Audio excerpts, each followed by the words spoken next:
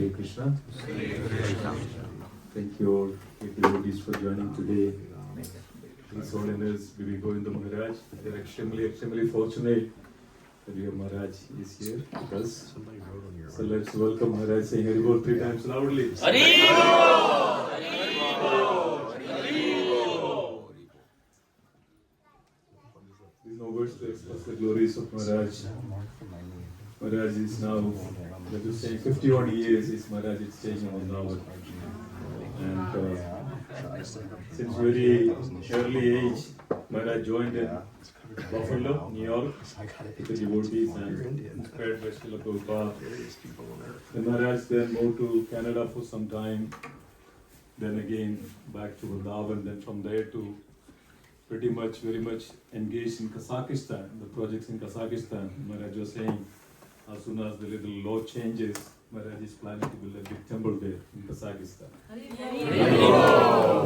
Not only in Kazakhstan, but also in Uzbekistan, Tashkent, various South Africa, various other places. Maharaj is tirelessly and continuously traveling and propagating this Krishna consciousness throughout the world to bring so much of fallen conditioned soul to bring to Krishna consciousness. That's very true. So it's rang the bell. Thank you so much. Maharaj is also doing a lot of services in Vrindavan as well. Maharaj was mentioning very graciously that Maharaj also contributing for scholarship for the poor children in the Vrindavan, and also Maharaj already supporting and adopting a couple of other faith, especially Muslim children. Maharaj is personally guiding them and personally giving and supporting them. Maharaj was saying yesterday that there was one child who was extremely poor, and then Maharaj goes to Vrindavan, and then this child comes to Maharaj and say, I don't have money, please give me need some money, something for me, to buy books, to buy the paper, to buy the pens. Maharaj very graciously gives all this to that, and that child becomes the best Krishna conscious devotee in the Vrindavan, and it's by serving the community. So this is some of the glories. So this is the Vaishnava that we always can be seen, and how their life itself shows that how they are so wonderful, so glorious to bring everybody up in Krishna consciousness. You are extremely fortunate to our Maharaj. And again, let's say Haribol. Haribol! Thank you so much. And again, we have our wonderful devotees are here, especially all the senior Vaishnavas. The Madhuri Prabhu is coming, and again Nanda Prabhu is here, and all these wonderful devotees. So extremely grateful for all of you for coming here on this very auspicious occasion, that being with Maharaj and having the association of Maharaj. So let's once again thank Maharaj for gracing us. Say Haribol. Haribol! Haribol! Haribol! Today is also very auspicious day of Srila Bhakti Siddhanta Saraswati Maharaj's appearance day, and end of this program will be having Pushpanjali for Bhakti Siddhanta Saraswati Maharaj as well. Krishna Krishnaya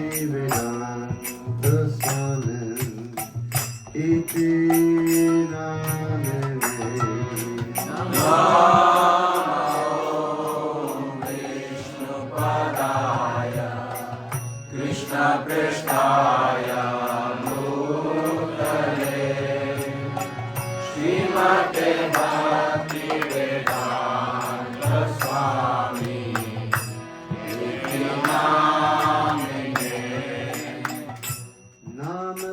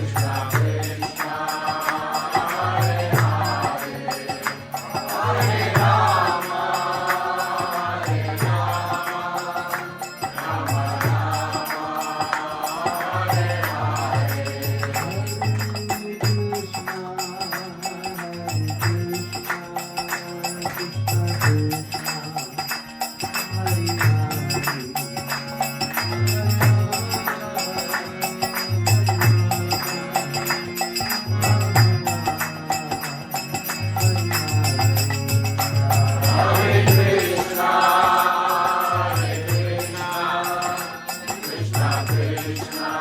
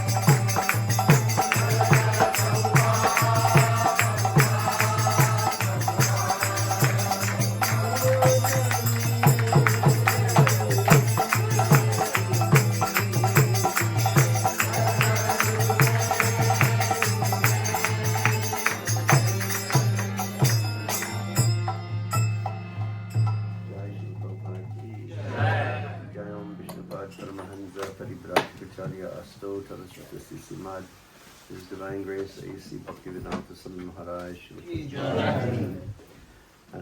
Jai Om Vishnupad Paramahansa Rajakacharya, Asto Tarasatisi Srimad, His Divine Grace, Srila Bhakti Siddhanta Saraswati Goswami Prabhupada Ki, Ananta Koti Vaishnava Vrinda Ki, Namacharya Srila Haridas Thakur Ki, Prem Sigaho Shri Krishna Chaitanya Prabhu Nityananda Shri Gadadhar Shivasti Gaur Bhakta Vrinda Ki, Shri Radha Krishna Gokupinath Shamakun Radhakun Girivardhan Ki, Vrindavan Dham Ki, Mayapur Navadip Dham Ki, Ganga Maya Ki, Yamuna Maya Ki, Bhakti Devi Ki, Tulsi Maharani Ki, Sambheda Bhakta Vrinda Ki, Shri Shri Gornitai Ki, Shri Shri Radha Shamsundar Ki, Shri Shri Jagannath Baladev Subhadra Maharani Ki, ISKCON founder Acharya Srila Prabhupada Ki, Gaur Premanandi, all glories to the assembled devotees, all glories to the assembled devotees, all glories to the assembled devotees, all glories to Sri Guru and Sri Gauranga. Hari Bol, Hari Bol, Hari Bol. Hare Krishna.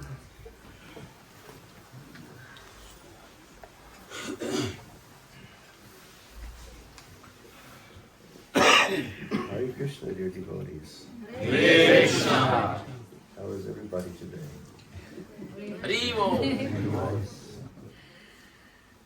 We just had a tour of the beautiful Swami Narayan temple, and it was so nice. It was very, very beautiful. So much devotion has gone into making such a beautiful place as that. Reminded me of one time back in, gosh, maybe 1987. I went to Jaipur, and outside of Jaipur, there's a temple compound which is called Kanak Vrindavan. Does anybody know Kanak Vrindavan? Has anyone been there? Anyone? No one. Oh, okay. Kanak Vrindavan is where Govinda Ji first stayed when he came from Vrindavan to Jaipur. And it was a beautiful old temple out there. It's about 5 kilometers or so outside of Jaipur, like direction Old Delhi Road. And next to Kanak Vrindavan, Hare Krishna, there's a lake, and there's a little palace in the lake. It's a very scenic place. So I went out to Kanak Vrindavan, and a renovation work had taken place. And the Pujariji was showing me pictures before and after. And the before pictures, it was really like ruins. And then you could see the after project, and it was so phenomenally beautiful. And just at that time, somebody came running up to the Pujariji and whispered something to him, and he got very nervous, and he went running out. The temple is on an elevated platform. So I went outside to see what was happening, and a row of black Mercedes Benz were pulling up. And it was the Birla family. And I'm not sure which Birla it was, but I think whoever was responsible for overseeing their temple development and temple reconstruction and renovation and everything at that time, he was there, along with the ladies of the family, and they came to see this beautiful new project. So they came up, and they were standing in front of the deities. And the deities there are the deities of Radha Madhava, which were the deities of Jayadev Goswami. And Jayadev Goswami was the saint who lived about 200 years before Sri Chaitanya Mahaprabhu. So he was standing there, he and his family people, they were standing and they were having darshan, and they were just looking and observing how beautiful everything had been done. And I was standing on the side. And then when he turned to go away, I sort of got my courage up a little bit to speak to a very, very wealthy man. And I said, Mr. Birla, Hare Krishna, you and your family have done such a wonderful, wonderful seva in restoring this temple for Sri Sri Radha Madhava. And he looked up and he said, actually, I didn't do anything. He said, I just sat in the office. But all the team members, they worked with so much love and devotion that they made something that was very, very beautiful. And then he looked at me and he said, I would like to thank you for the seva that the ISKCON devotees are doing for taking Sanatana Dharma all around the world and giving everyone Bhagavad Gita. And I was telling, I forget who I was telling the other day, one of the many nice new devotees that I've met over here, or nice new friends that I've made over here. But I was telling him about a visit of mine with His Holiness Gopal Krishna Goswami Maharaj last year. Is anyone here Gopal Krishna Maharaj's disciple? A few took them in here. So a few weeks before Gopal Krishna Goswami went back to Goloka Vrindavan, he came to Vrindavan. And there's one devotee there, Dharmatma Prabhu. And Dharmatma Prabhu would always coordinate, Maharaj's activities when he was in Vrindavan. And so I sent Dharmatma a message. I said, I must see Gopal Krishna Maharaj. I must see him. Because he's very weak now and very elderly. And we don't know how long he's going to be here. And I want to go and I want to thank him and glorify him while he's still here.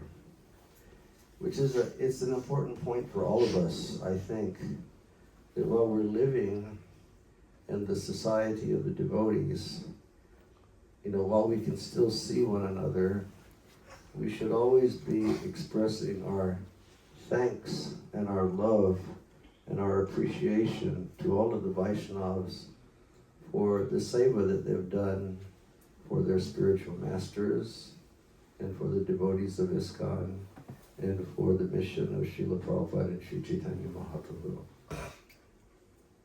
So Dharmatma said, you can come at 2 o'clock in the afternoon. So I went over to the guest house where Gopal Krishna Maharaj had his room. And there were a line, my goodness, so many people were waiting to see Gopal Krishna Maharaj. And I went in and I just started glorifying him for all the seva that he's done. And I was mentioning how, Srila Prabhupada, he wanted books to be translated, he wanted books to be printed, he wanted books to be distributed. And Srila Gopal Krishna Maharaj, he had books translated into so many languages, and he had millions of copies of books printed, and he had millions of copies of books distributed.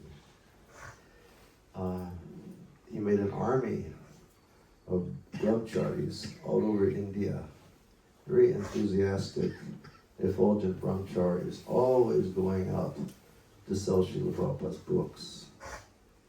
And then I told him, I said, yeah, Srila Prabhupada told us that the standard of success for one who is teaching Krishna consciousness is number of temples opened, number of devotees made, and number of books distributed. So after I spoke about devotees and books, then I started speaking about the temples and how Srila Gopal Krishna Maharaj in Delhi alone, he opened 18 Hare Krishna temples. I mean, I don't know if, does New Jersey have as many people as there are in Delhi? No, but, it's like there's such a dense population there, and it's such a huge area of so many sort of villages stuck together, that 18 temples in Delhi alone, and not little small temples, big, beautiful temples. And just about a week before I visited him, they opened that Rohini temple. And this Rohini temple is sort of like the most beautiful temple. Has anyone seen Rohini temple? It's super beautiful, isn't it? I mean, it is beautiful beyond your imagination. If any of you people are North Indians, when you go home and fly into Delhi, make sure you go to Rohini. And if you're from the south, then make it a point to, when you come up to Vrindavan or something like that, make sure you go see the temple in Rohini. It's extraordinary. All of the stone carving work and inlaid marble work. Like in the deity room, in the temple, where the deities stand, all of the panels on the wall are like very intricately, beautifully carved, inlaid marble. And the designer of the temple, Srila Gopal Krishna Maharaj's disciple, he was telling me, the people who carved this belong to the same family of artisans that carved all the stone for the Taj Mahal. And he said, so all the white marble was carved by Agra artisans, and the whole exterior of the building is clad in carved red sandstone. And different parts of the interior also, they have facing carved red sandstone. It's super, isn't it? I mean, you can't. Maybe TOVP will be the grandest, grandiose temple, but as far as like aesthetic beauty is concerned, I don't know anything that can touch this Rohini temple. So I was glorifying Gopal Krishna Maharaj. I was saying, you inspired these people to make something so beautiful for Krishna. I said, you did so much seva. And Gopal Krishna Maharaj, he just folded his hands and he said, really, I didn't do anything. I was just part of the team. Part of the team. So, beautiful temple here. Such a beautiful temple here for attracting people to Vedic culture. And, the Srila Prabhupada's disciples have done so much throughout the world to make these beautiful temples. And it's not just to have, temples just to have buildings. But temples are meant to be centers where people can actually come and learn the science of Krishna consciousness. They're meant to be places where people can come and receive education, Bhagavad Gita, Srimad Bhagavatam, places where people can come and hear Harinam Sankirtan and engage in Harinam Sankirtan, places where people can come and, be initiated, participate in worshiping the deities. Do you have a big deity team over here, Madhupati Prabhu? Yeah. Yes. Brahmanas, we have close to 100 plus. 100. 100 Brahmins. Wow. Wow. Such beautiful deities you have here. I mean, it's like when we were singing Kirtan, you're chanting Hare and Krishna, and you're chanting Radha and Krishna, and then you're just like looking up at these beautiful deities that just look like little cherubic angels. They're so beautiful. And I was mentioning to Simhesvara Prabhu that it seems like the deities that the Jaipur artisans are producing now have vastly different features than the deities that they were making like 50 years ago. They had beautiful, beautiful deities then, but now the deities, they have another type of, special quality about them. And when they're installed and devotees serve them with love, then more and more beauty comes out. And Krishna begins reciprocating with the devotees.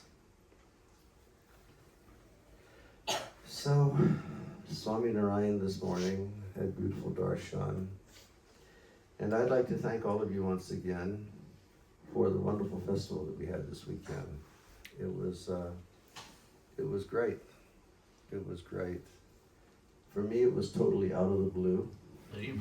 Very much out of the blue. Was it 2 weeks ago or 3 weeks ago you sent me a message? Like 3 weeks ago. She said, Lakshmi, you sent me a message 3 weeks ago. And I went, okay. It was quite, were you surprised when I said okay so easily? Very surprised. I just said, okay, let's go. And I had no idea what we'd find here, but we're finding the fruits of the preaching of Krishna consciousness, which is, we've found another family of wonderful Vaishnavas. Yeah. You know, that's such a nice thing that Prabhupada did. That in every town and corner of the world, wherever you go, there's a network of Vaishnavas where you can go and you can sit, you can talk about Krishna, you can sing Krishna's holy name. And Prabhupada used to joke, and Prabhupada joked a lot. Prabhupada was a joking man. And one time he was speaking and he said, if you put two Bengalis together, they'll start a political party. If you put two Germans together, they'll start a war. If you put two French people together, they'll make love to one another. But if you put two devotees together, they talk about Krishna. That Krishna Katha begins. That Harinam Amrita starts churning. The Kirtan starts churning. And any place you go in the world now, you can find. It's like I made my comment yesterday based on Srila Prabhupada's comment about Gainesville. You know, this remote corner of the earth called New Jersey. You know, but here, a huge family of Vaishnavas. Everybody's sort of on the same, reading from the same piece of paper. Everybody knows what everybody else is doing. Everybody knows the culture of love. Everybody knows the culture of respect. So for me, it's been very, very wonderful coming over here. And you should keep developing this, especially the youth. Like, Madhupati's not an old person. He's still a youngster. But still, generally, you know, we encourage, like, you youth to take up more responsibility and to have functions like this and bring people to Krishna consciousness. Okay, does anybody have any questions they would like to ask?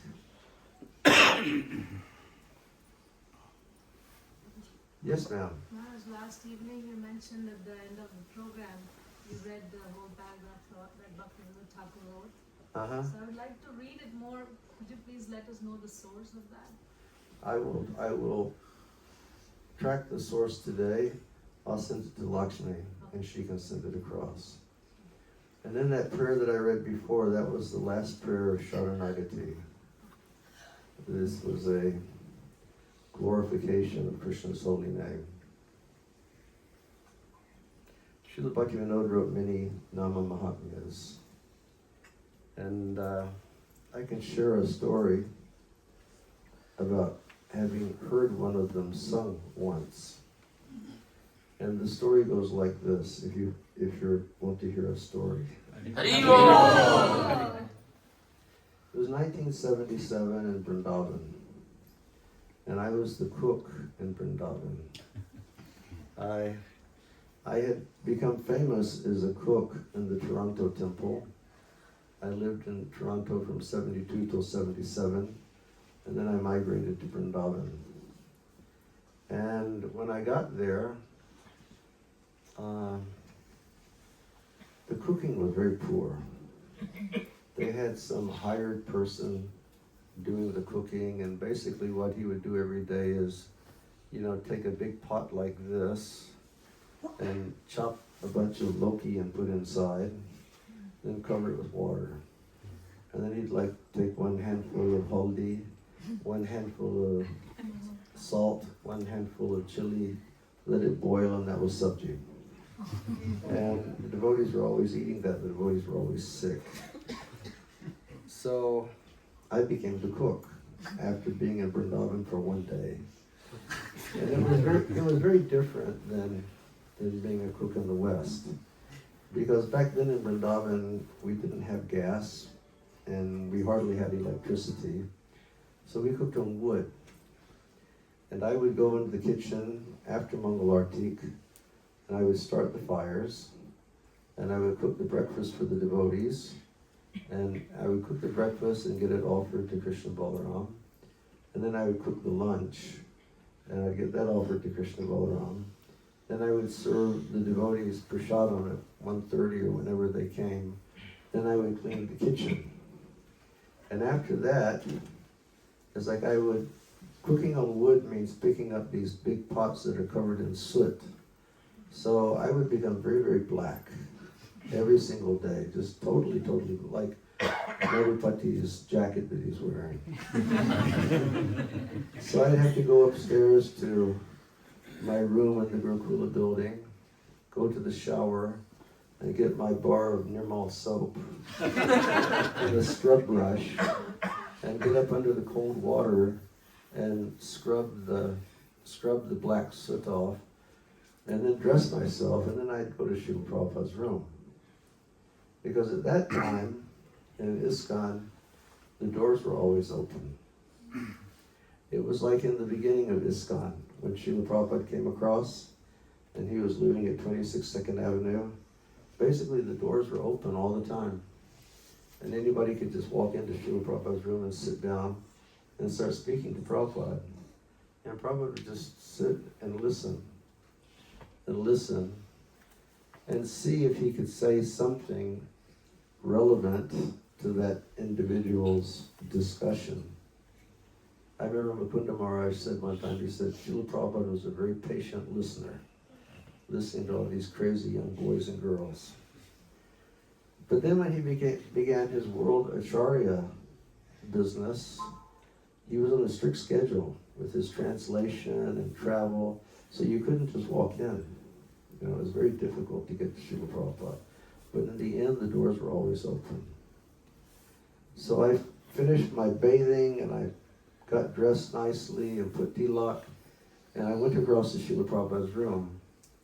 And lo and behold, on that day, the door was locked.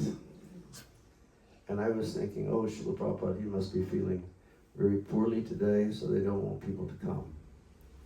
But standing outside the door was one of Srila Prabhupada's godbrothers. And his name was Akinchana Krishna Das Babaji. And I knew who he was. And he was very small, like Srila Prabhupada. And he wore like a little white cloth that came to his knees, and just a little t-shirt and wooden shoes and bead bag. And I went over and I bowed down and I made Dandavat Pranam. And I took dust from his lotus feet. Then I stood up and I said, Maharaj, what service may I do for you? And he looked at me and he said, I want to see Prabhupada immediately. I said, yes, Maharaj. So I knew that there was the door that went from the guest house into Prabhupada's garden, and I could get into his room that way. So I went in the back way, and I stepped into Srila Prabhupada's room, and I made dandavats. Whenever we would go into Prabhupada's room, obeisances, and whenever we'd leave Prabhupada's room, obeisances. So when I went in, I made obeisances, and I looked over at Prabhupada's bed, and he was laying there, and Tamal Krishna Goswami was sitting just on the bed next to Prabhupada, and he was reading news reports to Srila Prabhupada to enliven Srila Prabhupada and encourage Srila Prabhupada to stay longer. We were telling Prabhupada, you can't go, you can't go, you can't go, you have to stay, you have to stay.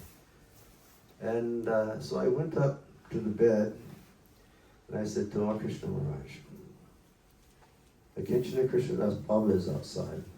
He wants to see Prabhupada immediately. So then Tamal Krishna Maharaj turned to Prabhupada and he said, Srila Prabhupada, Akinchana Krishnadas Babaji Maharaj is outside. He wants to see you immediately. Then Prabhupada looked up and said, bring him immediately. So I scampered out and I told Babaji Maharaj, come. And we went in, and Tamal Krishna Maharaj stepped off the bed, and Babaji Maharaj, he was very spry for his age, and he just sort of like sprang up on the bed to be with Srila Prabhupada, and they started giving pranam to one another. And Srila Prabhupada had told us that this devotee, he was a pure devotee. Srila Prabhupada told us he had not one material desire. Said the only thing he had in his heart, the only desire the only hope he had was to chant Hare Krishna, to serve Krishna. Prabhupada said he was a Paramahansa Vaishnava. So I was there, and I was thinking, oh my goodness, I have two pure devotees in front of my eyes. What lesson is going to come out today? So I was waiting to see what the lesson was going to be, what they would say. And what they did was this. They started cracking jokes. And Babaji Maharaj would like crack a joke, and Prabhupada would be laying there on his bed, he was like, and then Prabhupada would say something, and then Babaji Maharaj would go, and then Babaji Maharaj would say something else. And that went on a few times, and then Babaji Maharaj said something, and then Prabhupada went, And then Prabhupada said, Dadira Charana Seva Bhakta Sanivas, Janame Janame Hoy E Abhilas. Does anybody know that? That's Narottam Das Thakur. And he says, my only desire is to live in the society of the Vaishnavas, birth after birth, and serve their lotus feet. My only abhilash, just to be with the Vaishnavas and serve their lotus feet. And when Prabhupada said that, Babaji Maharaj was a little taken aback. But after a couple of seconds, Babaji Maharaj cracked another joke, and Prabhupada was like, And Prabhupada cracked another joke, and Babaji Maharaj laughed. And then Babaji Maharaj cracked another joke, and Prabhupada went, Tadura Charana Seva Bhakta Sanivas, Janame Janami Hoy, Eyavilas. And when I heard that, I said, this is the lesson. This is the lesson. Always stay in the society of the devotees, birth after birth, and serve their feet. That's our safe position. Being in the loving association of Vaishnavas and just rendering service, selfless service. That's all we want. So Prabhupada said that, and Babaji Maharaj went, And then Prabhupada looked up, he said, Babaji Maharaj could sing. He could really sing. And Prabhupada folded his hands, he said, could you please sing for me? And when he said that, Babaji Maharaj sang this bhajan, Harinam Tua Aneka Sarupa, another Bhakti song. And he sang that song. And then when he finished, Prabhupada had his hands folded and he was going, thank you so much. Thank you so much. You've glorified Krishna's names in front of me. Thank you so much. And then Babaji Maharaj said, Swamiji, Prabhupada, I have to go. And so they gave pranam to one another. And Babaji Maharaj just sprang up from the bed. He started to leave the room. Prabhupada turned to Tamal Krishna Maharaj, he must have prasadam. Tamal turned to me, he must have prasadam. So then I ran out the door, and I called Babaji Maharaj just when he was in the guest house lobby. I said, Maharaj, please sit here. Srila Prabhupada wants you to have Mahaprasadam. So Babaji Maharaj, very obediently, he sat down. You know, it's just, he said, yes. He sat very peacefully. And I ran to the front of the temple, and the Mahaprasadam I brought was 2 little basin ladus in a leaf cup. And maybe there was a tulsi there also, I'm not sure. But just 2 simple little basin ladus. And I brought that to Babaji Maharaj. I said, Maharaj, I brought prasadam for you. And when I gave it to him, his eyes became so big. It was like he was a little boy. And he said, you have given me Mahaprasadam. You are so kind. You have brought me Krishna's prasadam. Thank you so much. Thank you so much. And then he looked up and he said, may I have permission to leave now? I said, yes, Maharaj. So he got up and he started to leave. And back then, the doors of the guest house are different than what they are now. And there was a door that had like 1 step going down, 1 or 2 steps going down. And when he was stepping out that door, he looked, and there was somebody sitting on the steps. And it was Prabhupada's sister, Bhishima. And Bhishima was also a pure devotee. It's like nice society of pure devotees. Bhishima was very interesting. Bhishima was one of these old ladies that gets completely bent over at the waist. You ever seen like that in Vrindavan sometimes? Completely bent over, like with a stick. Very, very fatty. Dressed in white sari. And I can remember her, like her hair just sort of like, her long gray hair sort of like coming out from the sari. And then her face was Prabhupada's face. So it was like a chubby Prabhupada with a white sari on, with long gray hair.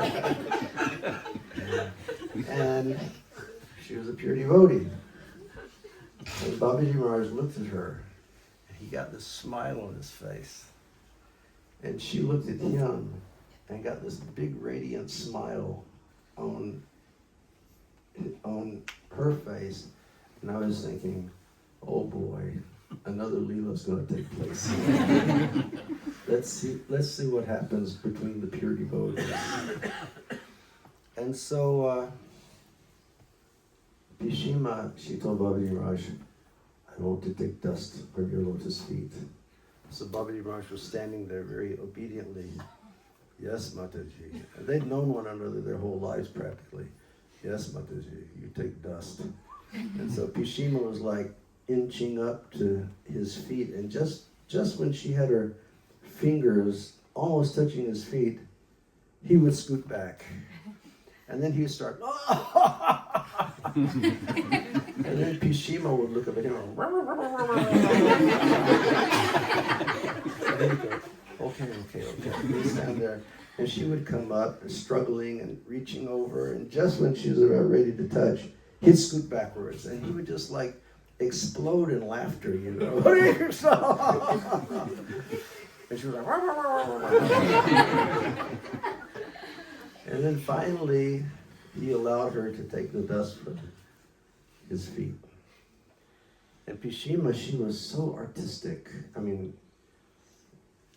everything she did, it was like Prabhupada. Whenever you see recording of Prabhupada, any movement that he makes is like full of Bob, isn't it?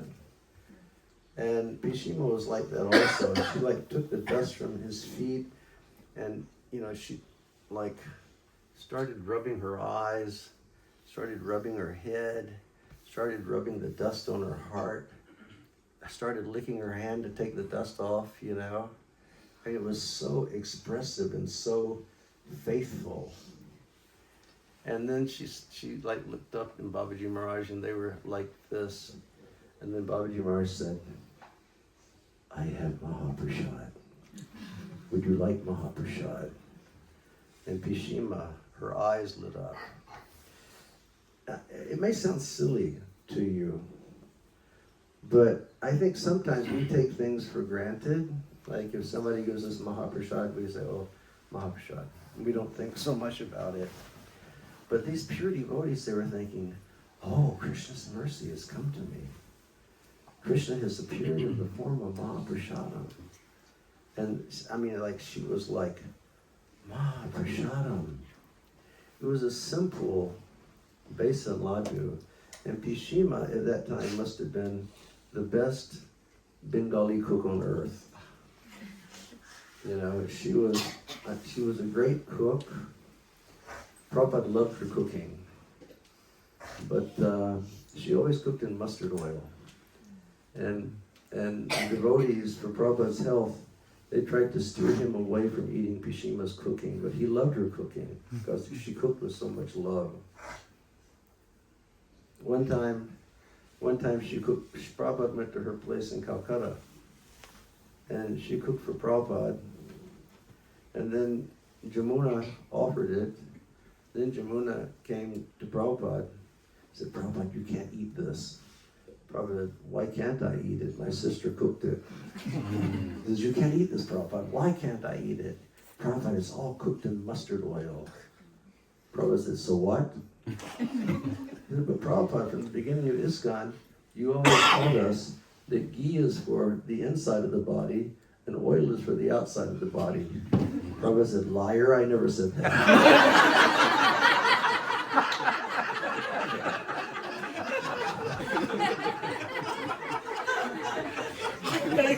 Let's sit down and take your shot. In her life, Pishima must have made 10 million besan ladus, you know.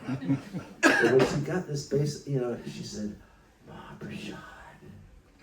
And then Babaji Maharaj put a besan ladu in her hand and she was like beaming. Just like a child. Just beaming with joy.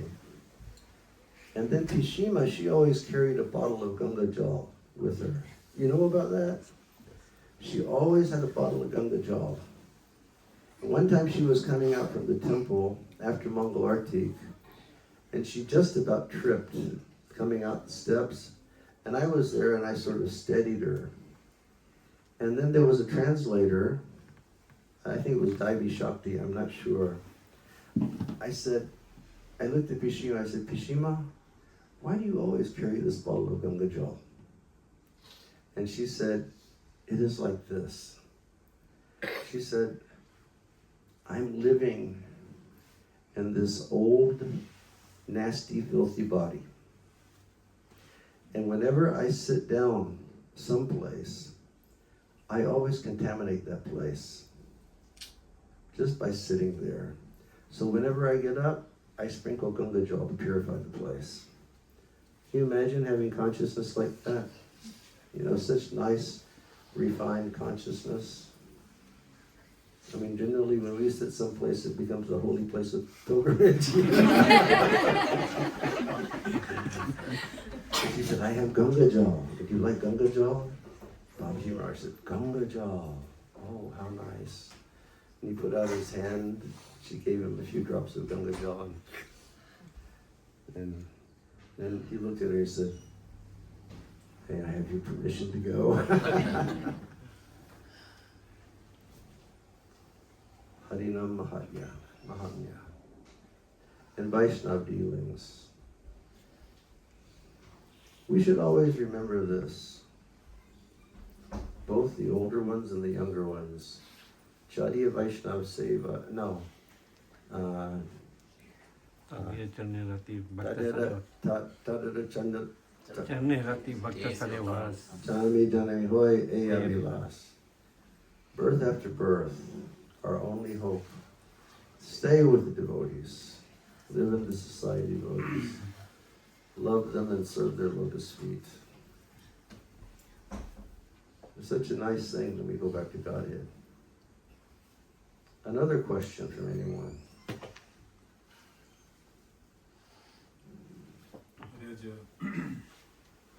What lessons that we can adopt in our life? We look at the entire pastimes of Srila Bhaktisiddhanta Saraswati Maharaj.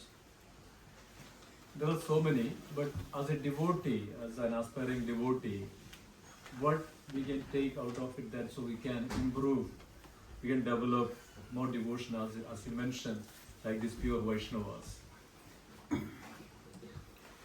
Well, I would say that there are a number of things that we can do, but I would propose to the society of devotees here to advance in Krishna consciousness, become more careful about your chanting of the holy name. Because the chanting of the holy name, this is the very root of everything that we're doing. The chanting of the holy name is like the root of the creeper of divine love.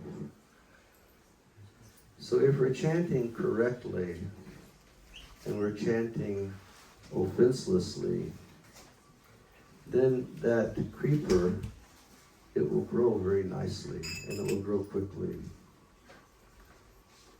But if we make mistakes, sometimes we make mistakes unknowingly.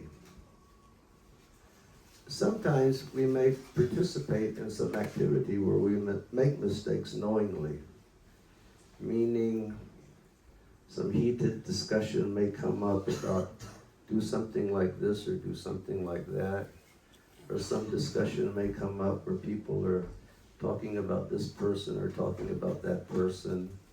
Know for absolutely certain that this is going to impede your progress in chanting the holy names.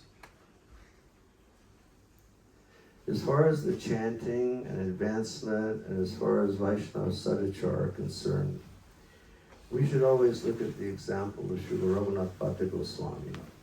Has anyone read about Raghunath Bhatta Goswami and Sri Chaitanya Charitamrita? He had some, tell me about his phenomenal qualities, Guru. Used to recite Srimad Bhagavatam, 3 different tunes. Yes, sir. So that is one of the important qualities. He served Sri Chaitanya Mahaprabhu. So when Chaitanya Mahaprabhu was there, washed his feet, cooked whatever utensils are there, he washed that. Yes, but there's something which is really important. Raghunath Bhatta Goswami had such a character that if anybody ever began speaking ill about a Vaishnava, immediately he'd get up and go away. He just would not stay, because he was convinced, if I hear this type of katha, it's going to spoil my devotional service. And then Chaitanya Charitamrita says another thing, which is interesting. It says that sometimes, devotees would be speaking about a Vaishnava who had made a mistake. They weren't speaking in a critical way, but speaking about a Vaishnava who made a mistake. And I always found that interesting, because all of the parikars are Sri Chaitanya Mahaprabhu and Nityasiddhas. But here, it's saying even they could make a mistake in some way. But still, Raghunath Bhatta Goswami, he would not listen. He would just get up and go away. So in the same way that we become convinced that, chanting the holy name is our life and soul and our process of development of pure devotional service, in the same way we have to become convinced that, if we commit offenses in chanting Hare Krishna, we may chant Hare Krishna for a very, very long time, but the fruit that we're looking for will not come. You know, that's why the other evening, I tried to be very, very polite, and I tried to be very, very gentle when I was speaking to the young men in the temple that, you know, kirtan is not supposed to be like intense physical exercise. You know, if you want intense physical exercise, go to the gym. That's good. You see, work out there. But in kirtan, you shouldn't be like hoisting people up and becoming rough and all of these things. But in kirtan, one should be meditating on the Lord, one should be hearing the holy name, one should be dancing and chanting for the pleasure of Krishna. And I've spoken that way the other evening because I know years and years and years ago we used to do that sort of stuff also. And I just think if we hadn't done all of these, you know, silly things, which are a distraction from the chanting of Hare Krishna Mahamantra, perhaps we could have had more spiritual advancement at this time. So really, there should be a good practice, good spiritual sadhana and sadachar. Chanting very, very nicely and chanting attentively. Haridas Thakur, he says that it's always mentioned connected to the 10th offense of the holy name, inattentive chanting.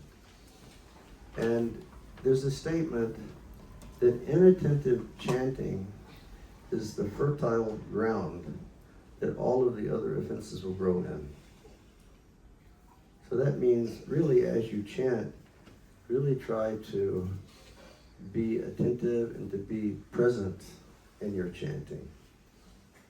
Many times we hear the examples of, say my phone were to ring and somebody said, you know, Mr. Govinda Swami, you please come to Mr. Ambani's office. Mr. Ambani wants to see you tomorrow morning.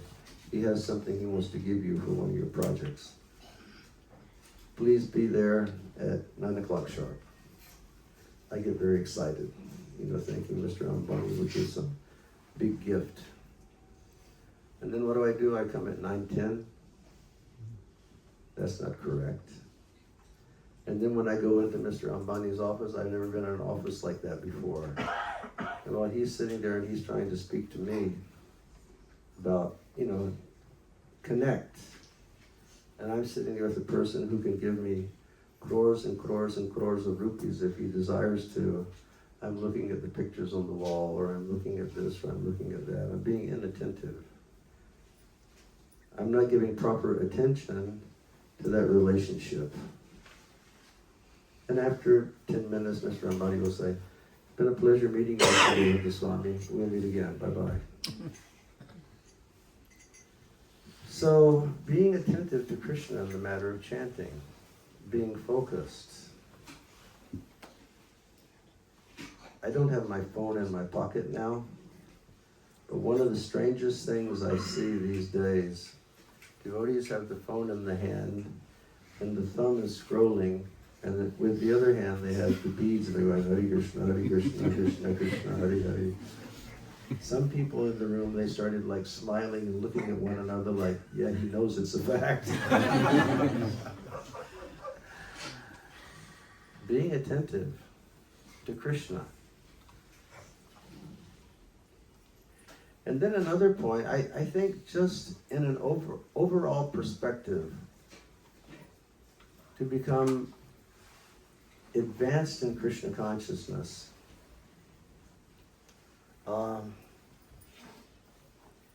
we have to think about Krishna's mood. We have to think about Chaitanya Mahaprabhu's mood. We have to think about Srila Prabhupada's mood. You have to think about your spiritual master's mood. And we need to act in that way. Now, in the Bhagavad Gita, Krishna says, Mame Vamsa Jiva Loke Jiva Bhuta Sanatana.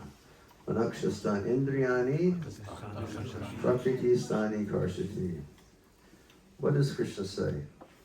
He says, all the living beings that are living in Prakriti Stan, not Pakistan, not Hindustan, not Kazakhstan, but Prakriti Stan, the material world. All the living beings who are living in the material world, they're eternal, like I'm eternal, because they're my parts and parcels. They come from me, they must be eternal, they must be full of knowledge, they must be full of happiness. But because they identify with the material nature, prakriti, sthani, karshati. Because they're always undergoing a hard struggle with their mind and senses. So Krishna understands that. Krishna understands that all of us down here are suffering. So what does he do? Krishna just gives himself selflessly in so many different ways. You know, coming as spiritual masters, incarnating, giving shastras. He gives himself so that we can come to him and take his shelter. Chaitanya Mahaprabhu, what was he like? Same thing, wasn't it? Lord Chaitanya was just love, sharing love with people. Chaitanya Mahaprabhu was always just sharing compassion with people. Lord Chaitanya was absolutely humane. Humane meaning Lord Chaitanya, he didn't look at anyone with a judgmental eye. Lord Chaitanya Mahaprabhu engaged everyone in Krishna's service. You look at Lord Chaitanya's associates, Rupa and Sanatan, they had been, in a sense, excommunicated from the Brahmin community. Haridas Thakur, he was a Muslim. Ramananda Roy, he was a Sudra. But all of these people, you know, without any judgment or without any, you know, judging their character or quality, they became integral, you know, teachers of the mission of Chaitanya Mahaprabhu. And then Srila Prabhupada, wasn't he the same way? Just giving the message of love that Chaitanya Mahaprabhu gave, showing so much compassion. That's why I became a devotee. That's why I decided to surrender to Srila Prabhupada. I was young, I didn't understand anything. I didn't understand that Srila Prabhupada was a pure devotee. I didn't understand that Srila Prabhupada was Paramahansa. I didn't understand that Srila Prabhupada was a Vaishnava. I didn't understand anything. But I heard that this little man, he had a mission by which every living being in the world could be free from birth and death. And I was thinking, that is compassionate. He's so kind. And then to be humane, you think about Srila Prabhupada. Who did he surround himself with when he came here? He surrounded himself with all 20-year-old people like me back then who were like pretty much completely crazy. But Srila Prabhupada didn't think badly about that. Srila Prabhupada just said, they're Krishna's eternal parts and parcels. Let's engage them in service. I'm not going to judge. Let me just engage them in service. So if they're all like that, to make rapid advancement in Krishna consciousness, we have to be like that also. We always have to be in the mood that we want to share the love which Chaitanya Mahaprabhu has given. We have to be in the mood to always show compassion to all living beings. And also, we have to be non-judgmental.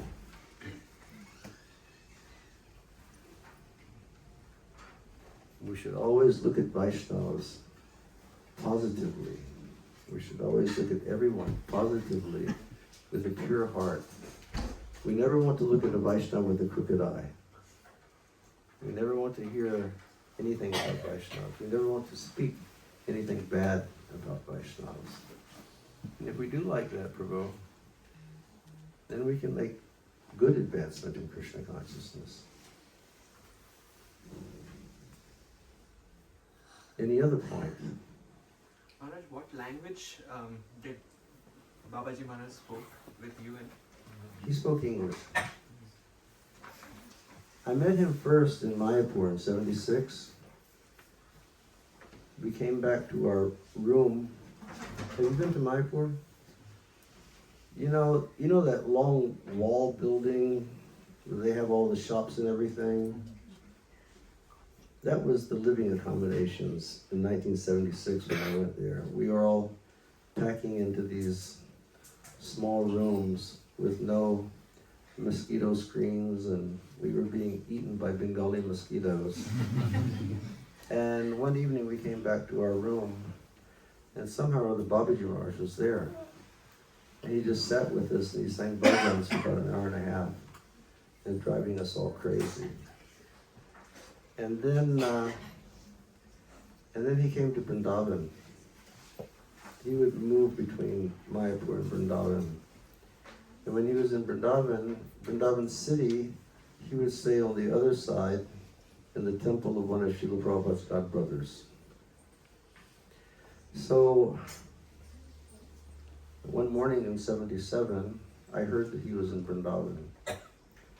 So what I did is I went to Mangalartik, and I went up on the roof of the building, roof of the guest house, and I looked down on Prabhupada's veranda, his second floor veranda, and he used to sleep out there on a cot.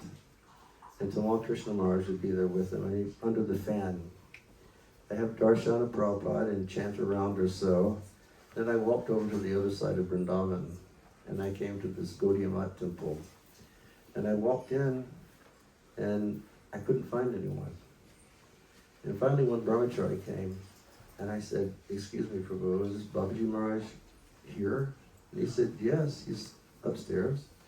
I said, "Could I make an appointment?" He said, "Appointment?" He said, "You don't need an appointment, just go." So I went upstairs, and I walked in the room, and he was sitting there. And it was just, this is 77 in Vrindavan. No, not one car, no motorbikes, only dust on the roads, no noise whatsoever. And I went in his room, and he was just sitting there chanting. And he looked up and he saw me. So then I knew I was supposed to make obeisances, so I made obeisances. And then I stood up. I didn't know what to do. And I looked down and I said, "Excuse me, do you speak English?" And he looked up at me and he said, "Well, I think I speak very good English."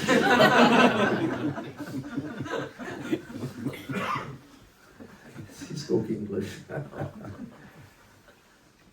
And after that,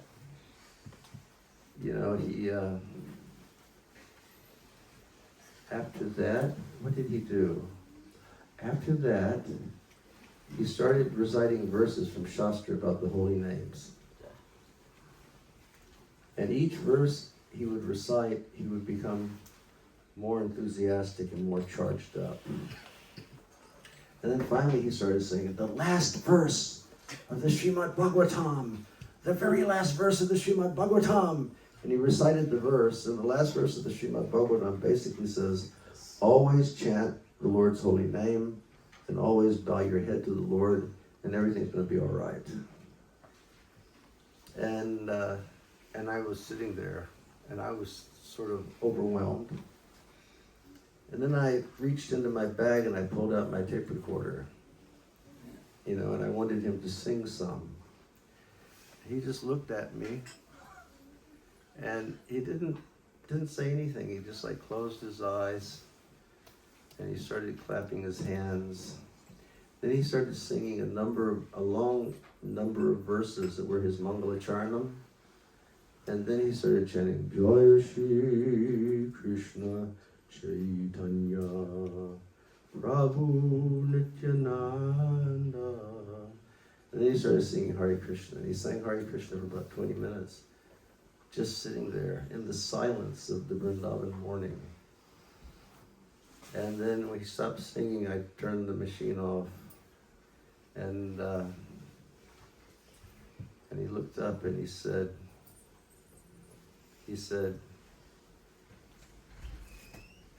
your spiritual master is the greatest spiritual master who's ever lived. And he was a disciple of Srila Bhaktisiddhanta also. He said, your spiritual master is the greatest spiritual master who ever lived. And I was like, my eyes were getting big. And he said, no one has performed marvelous deeds like your spiritual master. No one has performed wonderful acts like your spiritual master. No one has done the amount of service that your spiritual master has done.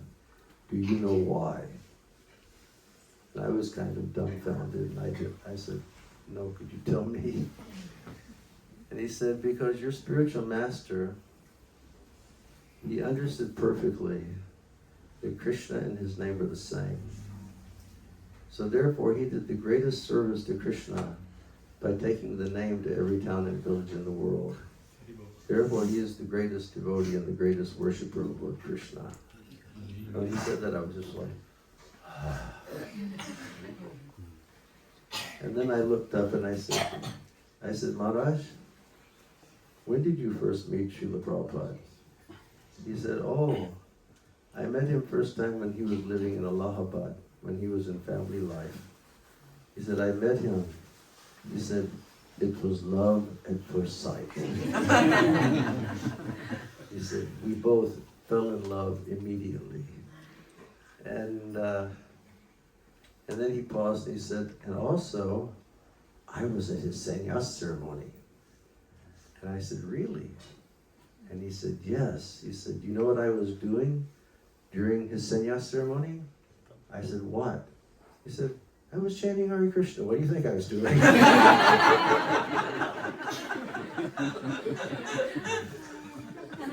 He said, but it was interesting. He said, it was interesting. I said, how? And he said, well, the priest was sitting in front of the Jagya area, and I was behind him. And on the other side was Prabhupada and Keshav Maharaj, his sannyas guru, and another old gentleman who was taking sannyas. And I started singing Hare Krishna. And while I was singing Hare Krishna, I became lost.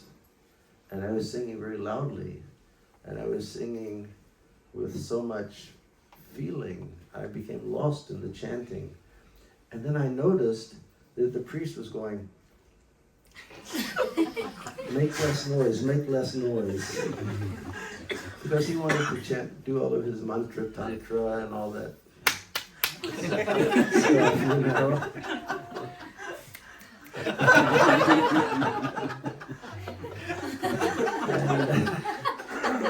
And so the priest was like, he said, I looked up, and Keshav Maharaj was going.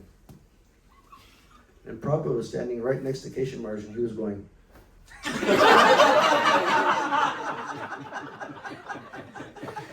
He said, at that time, I knew he would be world acharya of chanting Hare Krishna.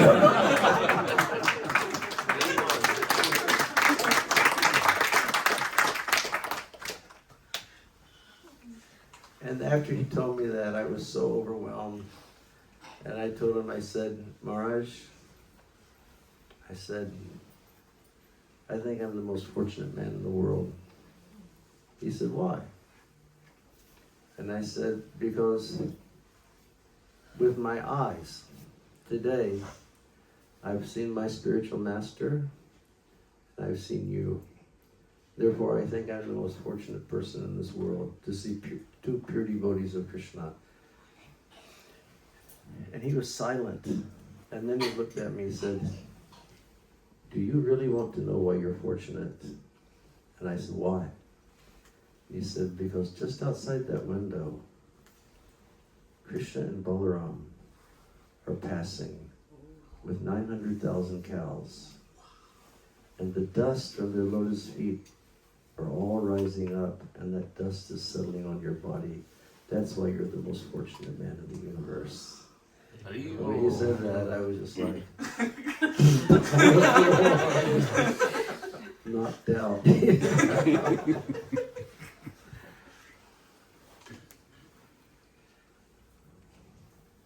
Pay attention to detail as we practice Krishna consciousness. Don't cut corners. There's no shortcuts. You know, we can't really cut corners. We have to be careful for the japa. We have to be careful for the reading. We have to be careful for the sadachar. We have to be careful that we try, all of us, try to do something to assist the mission of Sri Chaitanya Mahaprabhu. You know, it's like Krishna says in the Bhagavad Gita, you know, you can't be a yogi if you sleep too much or sleep too little or eat too much or eat too little. But all of us, sometimes we sleep too much or we sleep too little or we eat too much or we eat too little. You know, it's like every endeavor is covered by some fault. We make mistakes. But Chaitanya Mahaprabhu is so merciful that if you do something for his mission, whatever mistake we may make, he will make that up for us 1,000,000 times. Chaitanya Mahaprabhu will always show us so much mercy. But we have to do something to assist the mission of the Lord. And it's just like my spiritual master, Srila Prabhupada. He wrote me the letter when I was initiated. He was in Nairobi when I was initiated. He was staying at the house of Mr. G.N. Shah. Is anybody here related to G.N. Shah of Nairobi? I was in Nairobi about 1.5 years ago, and I was asking the devotees about Mr. G.N. Shah. And they told me he'd passed away a long time ago. But Srila Prabhupada, in his letter, he requested, he said, please be very careful in chanting 16 rounds every day. He said, please be careful in following the 4 principles. Please be careful in studying my books. And please, he said, go for street sankirtan, is the way he described it then. Because back then in ISKCON, the only seva that we had to do was to go on the streets and chant Hare Krishna for 8 hours a day. You know, we didn't have, book distribution hadn't started yet. So our real business was just to go on Harinam and chant. And I think that's probably one of the reasons why so many people came and joined ISKCON at that time. Because they were seeing us very much present in the public chanting the holy names. The Prabhupada said, if you do these things, you will make rapid advancement in Krishna consciousness, and at the end of your life, you'll go back to Godhead. So for all of us, it's the same message. Like I was speaking to one of my nice young disciples yesterday, and she said some special instruction. And I said, I can't request you to do something my spiritual master didn't request me to do. I said, please be very attentive in chanting the holy names. And please carefully learn to follow the principles. Please carefully read Srila Prabhupada's books. And then, you know, you'll go back to Godhead. Any other questions? Maharaj. Sir. Maharaj, it's been a long time that I have met him. 15 years. It was my first experience. Where did we meet before? Mayapur Yatra, Kartik Yatra, led by Radhanath Swami Maharaj. Oh, 2018. I remember being there. I was flabbergasted with respect to the kirtan which you had sung. Oh. And I was very much inclined to come and talk to you, but you know, it has been 15 years and I'm getting this opportunity. I wanted to understand from you that did you know back then, 50 years ago, that it is going to take, you are going to pursue it for such a long time? And what was, another question, like what was it like when you faced a reversal in Kazakhstan? Okay. I can honestly say, from the time I took up Krishna consciousness, I never thought that I would leave Krishna consciousness. Pardon me.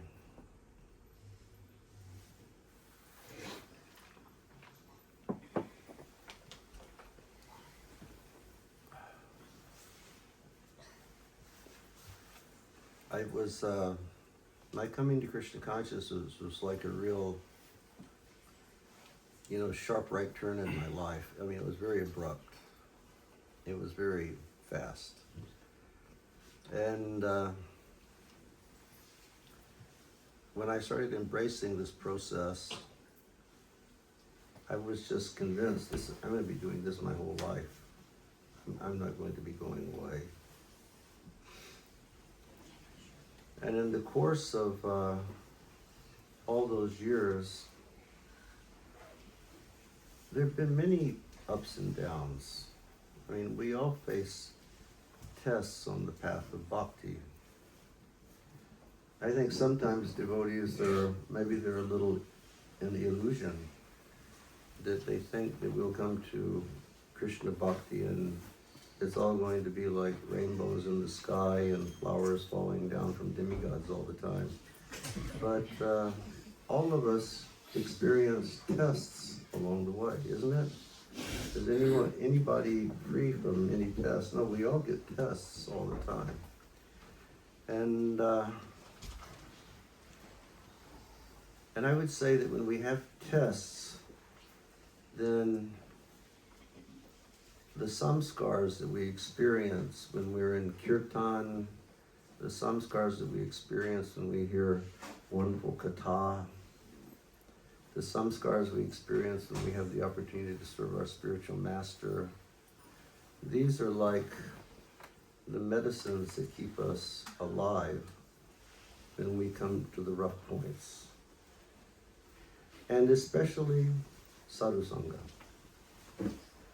Like Prabhu here, he mentioned how in our Kazakhstan yatra, about how many years ago now? Almost like 20 years ago, we had some problems. We bought a property outside of Almaty, Kazakhstan, and we bought many houses around there, and we started developing it as a nice community. And then because it was a post-Soviet Union republic, and they said it was supposed to be democracy, but it wasn't democratic at all. It was just the Central Asian clan rule.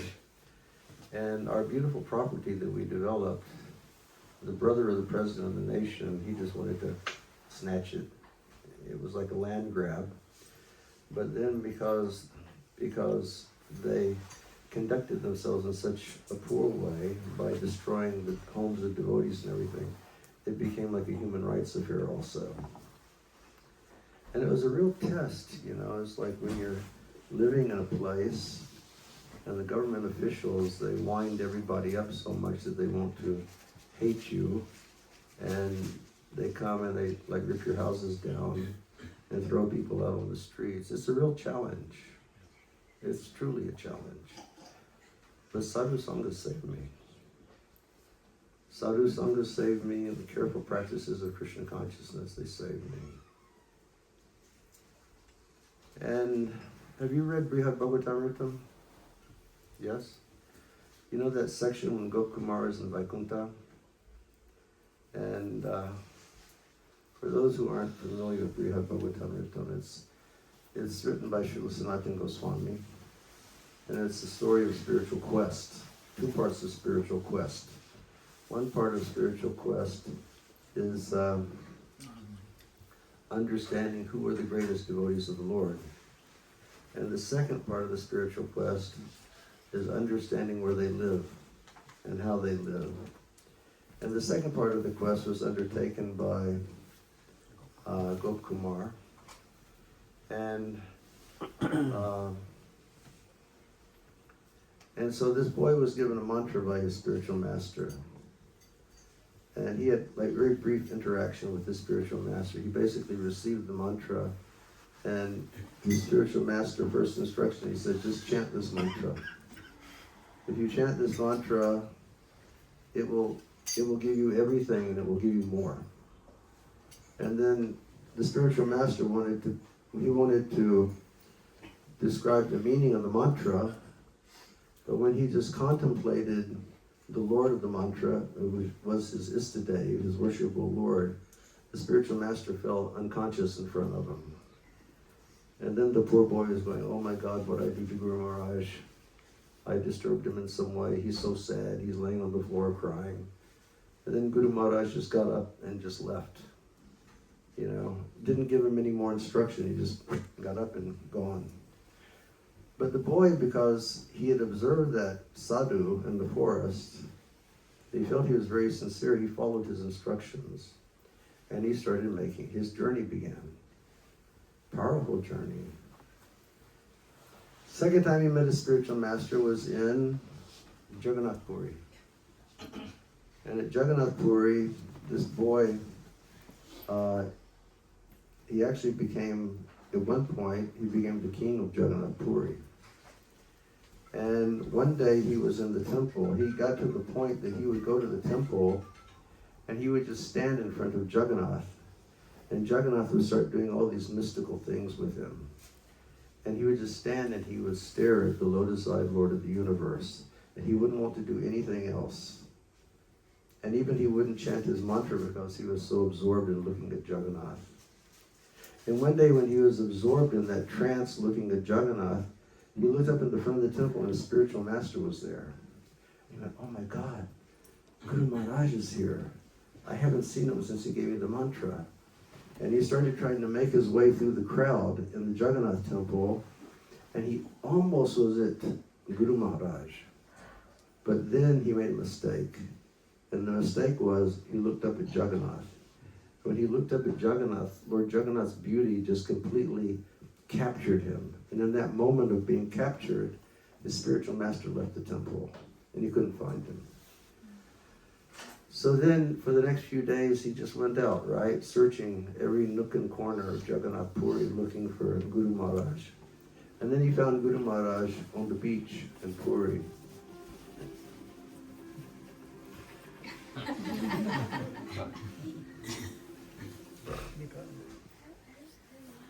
And Guru Maharaj was just on the beach and he was chanting Hare Krishna in ecstasy and he was just dancing and chanting. And at that point, Guru Maharaj gave him more instruction.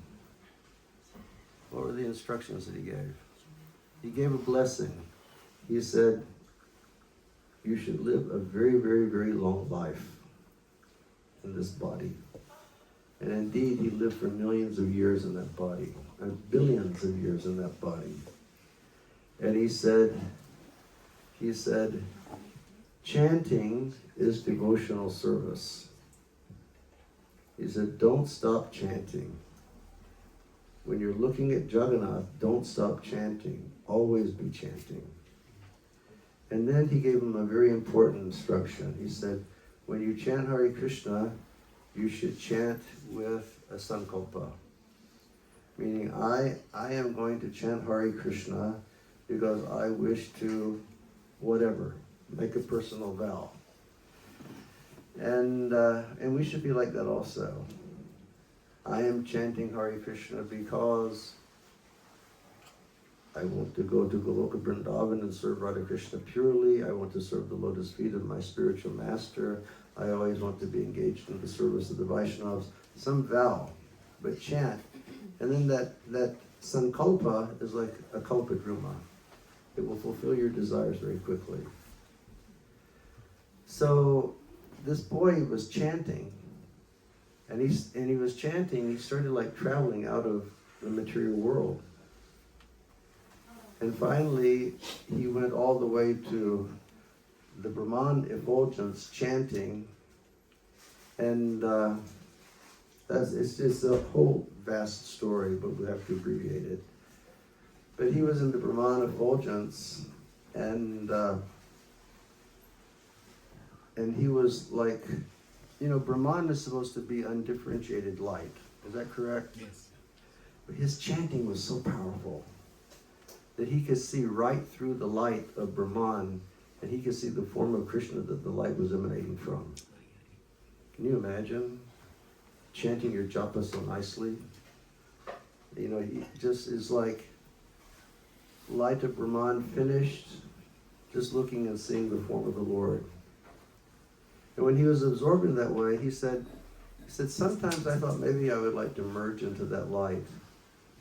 But when that happened, the lotus-eyed Lord of the universe, Jagannath, would always appear in my heart and he would save me. So he was there and he was completely bewildered by this atmosphere. And all of a sudden he started he turned around and he saw this huge bull with this celestial personality sitting on the back of the bull, surrounded by associates. And he was thinking, oh my God, who is this? He said, in all my travels in the material world, I never saw a person as opulent as this. Who is it? I don't know. And then it was Lord Shiva. And Lord Shiva, by his mind, he spoke to, I think, Nandi. And he said, Nandi, tell him who I am. And so then Lord Shiva gave mercy to the boy, Gopkumar. And then all of a sudden while they were talking with Lord Shiva, this celestial music started. And then Parvati, she jumped up. And she started clapping her hands like this. And then Nandi was like, and they encouraging Shiva to dance. And Shiva got up and started dancing like a madman to this ecstatic music. And the boy turned around to see where the music was coming from. And it was the Vaikuntha people, the associates of the Lord. And he met the associates of Sri Krishna. And they basically preached to him about Harinam and how the most powerful process for attaining the Lord was Harinam Sankirtan. And then they told him, you can remember what they said to him? The Vaikuntha people said, you are the chanter of the Lord's holy name. On your path, you will always have many questions. On your path, you may be faced with many doubts or difficulties, but you should know something for certain. Because you are always chanting the holy names, we are always behind you to give support and to push you ahead. So that's the same for all of us as well. We don't understand, but we have so much spiritual support through following this process. Hare Krishna.